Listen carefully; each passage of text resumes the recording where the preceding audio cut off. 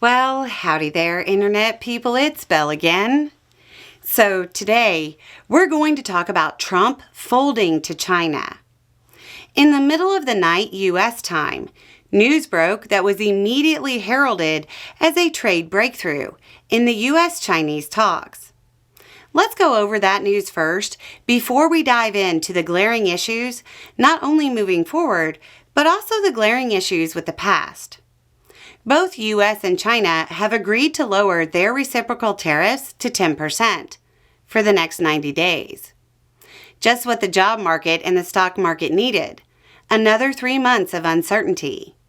Now, it's worth noting that before Trump took office, the average effective tariff was 13%. But Trump added an additional 20% levy on Chinese goods, because he believes they weren't doing enough about illicit substances coming into the country. That 20% addition will remain in place. So when all the math is done, the current tariff on Chinese goods will be about 30%, which is up from 13%. The two countries also agreed to continue talking. That's it. That's the major trade breakthrough. So for the future, that means months more of uncertainty. So why did he cut the tariffs? He'll probably say he did it because they were being nice. But China was demanding the tariffs be dropped to continue talking even before the talks started. That was their demand, as we've covered from the beginning. They've been pretty consistent. If you want to talk, you have to get rid of the tariffs. Trump got rid of the tariffs, and now they're going to talk. The U.S. is announcing a major trade breakthrough that is really, hey, we did what they wanted. On the upside, it does look like the administration realized their mistake before it sent us into a deflationary spiral. So that's good, I guess. But what about the past?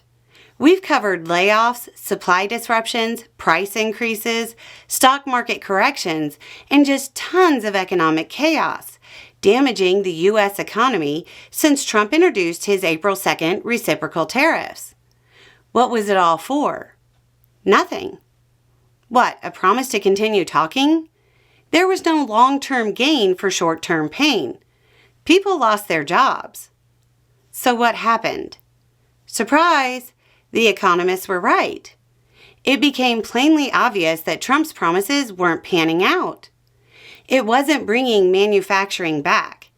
Companies were moving their supply chains out of China and to other countries, not the U.S. It wasn't a meaningful source of revenue because the imports stopped. Ships literally just stopped coming. Therefore, there was nothing to tax. So it's not replacing income tax. Prices didn't stay the same. They went up. And don't expect them to come back down because of price stickiness and the uncertainty that will continue. There weren't new jobs. In fact, people were being laid off or having their hours cut because the U.S. needs those imports. It didn't increase economic activity. The GDP took a hit. In other words, what all of the economists said would happen, happened. We're once again left staring at the, oh, so that's why they did it that way administration. As they start to understand why something that seems so simple to them wasn't done by someone else. Because it doesn't work. As you digest all the great economic news that will surely come out today, remember, it's happening because Trump promised to stop kicking the U.S. economy in the teeth for the next 90 days. Anyway, it's just a thought. Y'all have a good day.